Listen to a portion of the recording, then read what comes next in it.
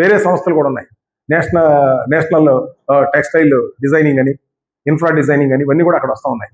Private కాలేజీలు విట్టు, రామచంద్ర, ఎక్సెల్ఆర్, బిర్లా, బ్రహ్మకుమారీస్, అమృత, ఇలాంటి కాలేజీలు ఒక్కొక్క దాంట్లో 20-30 వేల మంది స్టూడెంట్స్. సో వెంకటేశ్వర స్వామి టెంపుల్ అక్కడ కట్టారు. ఇప్పుడు మళ్ళీ 250 కోట్లు పెట్టి కడతా ఉన్నారు. వెస్ట్ బైపాస్ ఓపెన్ అయింది. సో ఒక 10 ఏళ్లలో రాష్ట్రంలోనే ఇది గొప్ప రాజధాని అవుతుంది. దీనివల్ల మన ప్రాంతం వల్ల డెవలప్ అవుతుంది. ఆర్ఆర్ దరిదాపుగా వడ్లపూడి, చిన్నవడ్లపూడి మధ్యలో కూడా ఒక రోడ్డు వెళ్తుంది. ఇంకోటి వేజోళ్ళ దగ్గర ఆర్ఆర్ అవుటర్ రింగ్ రోడ్ ఒకటి వెళ్తుంది. మళ్ళా విజయవాడకి మచిలీపట్నం మీదుగా, అంటే మనం ఇటు విజయవాడ మన వడ్లపూడి పక్క నుంచి హైదరాబాద్ నుంచి వచ్చే గ్రీన్ ఫీల్డ్ హైవే ఇటు కూడా వెళ్తుంది. అది 210 కిలోమీటర్లు. ఆంధ్రప్రదేశ్లో 180 కిలోమీటర్లు, అక్కడ 70 కిలోమీటర్లు మొత్తం. మొదటేమో అమరావతి వరకు ఉన్నారు, ఇప్పుడు మచిలీపట్నం పోర్టు వరకు తీసుకెళ్తా ఉన్నారు. రేవంత్ రెడ్డి గారు, ఇక్కడ ఉన్న చంద్రబాబు నాయుడు గారు మాట్లాడుకొని గడ్కారీతో చేసి దీన్ని ప్రాజెక్ట్ని 25,000 కోట్లతో చేస్తాం. బెంగళూరు నుంచి చెల్లూరుపేటకి మీరు ఇంత ముందు బెంగళూరు వెళ్ళాలంటే 12 గంటలు, ఇప్పుడు 5 గంటల్లో వెళ్తారు మీరు. ఏది 180-120 నుంచి ఆ మధ్యలో స్పీడ్లో ఉంటుంది రోడ్డు, స్ట్రైట్గా ఉంటుంది. సో ఇవన్నీ నేను ఎందుకు చెప్తున్నానంటే, మన ప్రాంతం అభివృద్ధి చెందడానికి ఇప్పుడు ఇక్కడ సాయిబాబా గుడి ఉన్నా, గోశాల ఉన్నా, మేమంతా కూడా ఈ 20 సంవత్సరాల నుంచి కూడా ఈ ఊరి మీద ప్రేమతో చేసామా, లేకపోతే రాష్ట్రం మీద ప్రేమతో చేసామా. అట్లాగే కేంద్రంలో ఉన్నటువంటి మోడీ గారు వాళ్ళు చూస్తే పక్కన మనం చూస్తా ఉన్నాం. ట్రంప్ వల్ల ఎంతమంది, ఇప్పుడే మా రమేష్ని అడుగుతున్నాను నేను, ఎరా ఎప్పుడు వెళ్తున్నాం అంటే, ఈ ఎప్పుడు ఏడెళ్తాం అంటున్నాను. అంటే అక్కడ స్టూడెంట్స్ కానీ, లేకపోతే అక్కడ ఉద్యోగం చేసుకునే హెచ్వన్ వాళ్ళు కానీ, ఫ్యామిలీస్ చాలా ఇబ్బందులు పడుతున్నారు. ఇవన్నీ తాత్కాలికమే. మనకి ప్రతిదానికి కూడా నిన్న యూరప్తో మనకి 1.3 ట్రిలియన్ ఎంఓయూ జరిగింది. 27 కంట్రీలు, యూరప్ కంట్రీస్తో మన భారతదేశం మోడీ గారు నిన్న సంతకం పెట్టారు.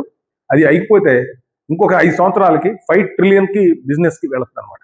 అంటే ప్రపంచంలో నెంబర్ 1 ఆర్థికంగా ఉండే దేశం అమెరికా. దాని యొక్క జిఎస్టీ 30 ట్రిలియన్స్. తర్వాత వచ్చి యూరప్ కంట్రీస్లో ఉన్నటువంటి ఆ దేశాలు, అవి దానిది 22 ట్రిలియన్స్. తర్వాత చైనా 17 ట్రిలియన్స్. ఆ తర్వాత వచ్చి 4వ ప్లేస్లో భారతదేశంలో ఉన్న 4 ట్రిలియన్స్. అసలు అమెరికా 30 ఎక్కడ, 22 ఎక్కడ, 17 ఎక్కడ, 4 ఎక్కడ. అసలు మనం 4 రావడానికే 10 సంవత్సరాల నుంచి మోడీ గారు కష్టపడుతుంటే ఈ స్థాయికి వచ్చాం. మనం 2047కి ప్రపంచంలో నెంబర్ 1గా మనం వెళ్తాం అనేది మన టార్గెట్. సో నేను ఈ విషయాలను ఎందుకు చెబుతున్నానంటే, ప్రోగ్రామ్ దేవుడి కార్యక్రమమైన దేవుడు ఈ ప్రపంచంలో సంస్కృతి, సంస్కారాలు, మన యొక్క చరిత్రని ముందు తరాలకు ఇవ్వాలనే ఇవాళన్న కేంద్రంలో ఉన్న ప్రభుత్వం అవ్వచ్చు, మనందరం కూడా ఒకప్పుడు చక్కగా ఊళ్ళో సాయంత్రం అయితే గోళీలు ఆడుకునేవాళ్ళు, మళ్ళా లేకపోతే పొలం వెళ్ళి ఈతకాయలు, తాటి చెట్లు ఎక్కడం, చేదం చెట్లు ఎక్కడం, కల్చర్ అంతా పోయింది. వాళ్ళ పొద్దున్న లెగిస్తే మనకు ఒకటే ఫోను, ఎవడన్నా చూడండి, ఏ నలుగురైనా సెల్ ఫోను భార్యను వదిలేస్తాడు, కానీ సెల్ ఫోన్ మాత్రం వదలలేని పరిస్థితి. ఎవరైనా సరే అలా అయిపోయింది జీవితం. సో ఈ ఎప్పుడైతే మనుషులతో సంబంధాలు తగ్గిపోతా ఉన్నాయో టెన్షన్లు మొదలవుతాయి. ఇదివరకు ఎవరు కూడా డబ్బు కోసం పనిచేసేవాళ్ళు కాదు. మన పొలం ఉంది, పని చేయాలి, లేదా చెప్పులు కుట్టేవాడిని నేను చెప్పులు కుట్టాలి, లేదా కంసాలు ఉన్నవాడు నాగళ్ళు చేయాలి, లేదా ఎర్రశంకర్ లడ్డాలు ఎక్కడన్నా ఆ మల్లి తోట ఏమన్నా ఉంటే పూల, లేకపోతే క్యాలిక్యులర్ వేస్తే ఆడవాళ్ళు కానీ మగాళ్ళు అయితే క్యాలిక్యులర్ నరికామా, వచ్చామా, ఆ 50 రూపాయలు కూలిచ్చారా, ఇంటికి వెళ్ళామా, తిన్నామా, పడుకున్నామా ఉండేది. ఇప్పుడు అలా కాదు. కోరికలు పెరిగిపోయి ఆరోగ్యం జడగొట్టుకొని డబ్బు పెరిగే గొంతుకు జబ్బు పెరిగింది. మనకు కావాల్సిన డబ్బు పెరిగితే జబ్బు కాదు పెరగాల్సింది, మనశ్శాంతి. జీవితంలో చాలా మంది తెలియదు ఏంటంటే, సంతోషానికి ఆనందానికి తేడా. సంతోషం అంటే ఏంటి? మనం స్విగ్గీలోనో జొమాటోలో ఆర్డర్ చేసి బిర్యానీ తింటే అది సంతోషం, బ్రహ్మాండంగా ఉందిరా బిర్యానీ, లేకపోతే మంచి ఐస్ క్రీమ్ తిన్నారా. అదే ఆనందం అంటే ఏంటి? మన ఇంట్లో అమ్మ, నాన్న, లేకపోతే మన భార్య, చెల్లో, అక్కో ఎవరో ఒకళ్ళు నీళ్ళు వండి మామిడికాయ పచ్చడి పప్పేసి మన నలుగురం కలిసి కూర్చొని తింటే అది ఆనందం. ఈ ఆనందం వల్ల ఆరోగ్యం ఉంటుంది తప్పితే ఆ సుఖం వల్ల అది టెంపరీ. వాడు ఏదో చేస్తాడు, ఎక్కడో కల్తీ తెలిసిన ఫుడ్ ఏదో తింటాం, కడుపులో నొప్పి, గ్యాస్ ప్రాబ్లం ఉంది, మళ్ళీ ఆ తర్వాత డబ్బులు గుల్ల, ఒళ్ళు గుల్ల. సో మనకి ఇవాళ రేపు జనరేషన్కి చెప్పాల్సింది ఏంటంటే, ఈ యొక్క సమాజం మనకు ఏదైతే ఇచ్చిందో ఆరోగ్యవంతమైనటువంటి సమాజాన్ని మనం ఇవ్వాలి. దానికి ఇవ్వాలంటే రైతులు ఆరోగ్యంగా ఉండాలి. ఇవాళ రైతులందరూ కూడా మనం ఈ సమాజంలో కేంద్రం కానీ రాష్ట్రం కానీ ఎంతో సపోర్ట్ చేస్తున్నారు. రైతులు కూడా ఏమవుతుందంటే వ్యవసాయం గిట్టుబాటు కావట్లా, సరిగ్గా మార్కెట్ వచ్చేదానికి రేట్ లేకపోవడం. సో అందుకనే నేను మా ఫ్యామిలీలో అందరికీ అదే చెప్తా. మా అబ్బాయి అమ్మ అమెరికాలో ఉన్న అమ్మాయి కానీ అబ్బాయి కానీ అమెరికాలో ఉన్న అల్లుడు కానీ కోడలు కానీ పుట్టిన ఊరు జననీ జన్మభూమిచ్చ స్వర్గాదపి గరీసి. అంటే మనం పుట్టినటువంటి ఊరు చాలా గొప్పది, దీన్ని మర్చిపోకూడదు. అందుకే దీనికి ఒక స్టోరీ వచ్చింది ఏంటంటే, రాముడు యుద్ధం జరిగిన తర్వాత మనం బయలుదేరి వచ్చేటప్పుడు లక్ష్మణుడు అంటాడు, అన్న మనం ఇది బ్రహ్మాండంగా ఉంది, అంతా బంగారంతో ఉంది, మనం ఇక్కడే రాజధానిగా చేసుకుని ఇక్కడే ఉందామని చెప్తాడు అనమాట. ఎందుకంటే రావణాసురుడు ప్రపంచంలో ఉన్నటువంటి కుబేరుడి దగ్గర నుంచి ఇంద్రుడి దగ్గర నుంచి అందరి దగ్గర నుంచి ధనం తీసుకొచ్చి అక్కడ పెట్టాడు. లంక అంటే బంగారం. మరి ఇక్కడ వద్దు కాదురా బాబు, మనకి ఇక్కడ విభీషణుడు రాజుగా ఉంటాడు మన కింద, మనం మాత్రం మన భూమే మన గొప్పది, కన్న తల్లి కంటే కూడా పుట్టిన జన్మనిచ్చినటువంటి భూమి మన గొప్పదని అప్పుడే చెప్పాడు. జనని జన్మభూమి ఇచ్చా స్వర్గాదప్పిగిరి, స్వర్గానికంటే కూడా మనం పుట్టినటువంటి ఊరు గొప్పది. అందుకే ముసలి వయసులో ఎవరన్నా కూతుర్లు కొడుకుల దగ్గర ఉండడానికి కూడా ఇష్టపడరు. ఎక్కడ ఉండడానికి ఇష్టపడతారంటే వచ్చి మన ఊళ్ళోనే చనిపోవాలి, మన ఊరు శ్మశానంలోనే పాతి పెట్టాలి, లేదా నా పొలంలో ఉంటే నన్ను పాతి పెట్టండి, లేదా అక్కడ తగిన సంస్కారాలు చేయండి అనుకుంటారు తప్పితే ఎవరు కూడా ఎక్కడో అమెరికాలో లేదా మన ఢిల్లీలోనో బాంబేలో ఉందాం అని అనుకోరు. అందుకనే మన జన్మభూమిని మనం మర్చిపోకూడదు.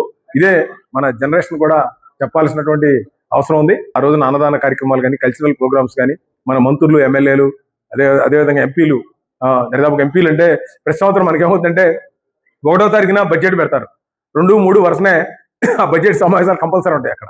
మొట్టమొదటిసారి ఆదివారం పెట్టారు బడ్జెట్ అయినా కూడా, ఎందుకంటే డేట్ మిస్ అవ్వకూడదని.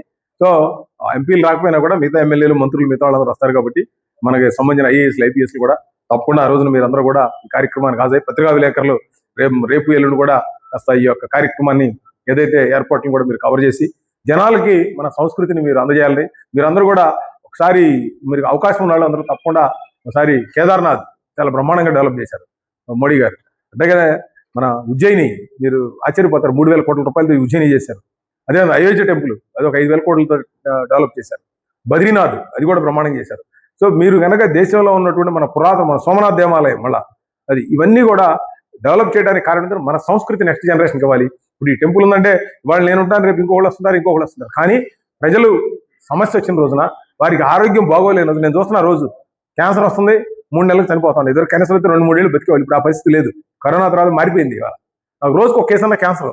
మాకు ఎన్టీఆర్ హాస్పిటల్ చేర్పించండి, లేదా విజయవాడ గుంటూరులో నాట్కోళ్ళ ఆఫీస్లో చేర్పించండి, లేకపోతే మాకు డబ్బులు ఇవ్వండి, ఇలా రకరకాలుగా రోజు హాస్పిటల్ కేసులు నాకు ఉంటున్నాయి.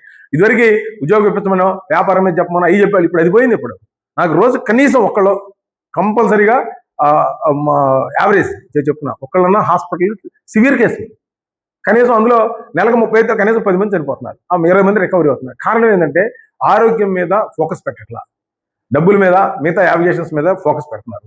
నేనేమంటానంటే మీరు ఒక ఏజ్ దాటిన తర్వాత 60 దాటిన తర్వాత ఇంకా మనకి ఎవరితో పని లేదు. మీ ఆరోగ్యం మీరు ఎంత సుఖంగా ఉండాలో ప్రయత్నం చేయండి. ఆ ఉన్న డబ్బులు ఏదంటే పిల్లలకి ఇవ్వాల్సి ఇచ్చి మీ దగ్గర ఉంచుకొని మీరు అంతా కొంతమంది తెలియదే ఉంది, పిల్లలకి ఆశలు ఇచ్చిన తర్వాత కూడా పట్టించుకునే వాళ్ళు కూడా ఉంటారు. కానీ విలేకరులు వీళ్ళందరూ కూడా నా సొంత ఫ్యామిలీ లాగా. నేను విలేకరులు అంటే నాకు ఎందుకు రెస్పెక్ట్ అంటే వీళ్ళకి అర్ధరాత్రి లేదు అపరాధి పోలీసు లాగా 24 hours ఉద్యోగమే. సరిగా ఆ రోజు వార్త రావాలి, ఆ వార్త సక్సెస్ అవ్వాలి. ఒకప్పుడు ఇక్కడ ఆర్టీసీ బస్ స్టాండ్ లో కనుక కాగితం రాసిస్తే ఆ ప్రెస్కి వెళ్ళేది. ఇప్పుడు అది పోయింది. ఇప్పుడు ఫోన్ వచ్చేసింది, వాట్సాప్ వెళ్ళింది. కానీ దానికి తగ్గట్టుగానే వార్త క్లారిటీ లేకపోయినా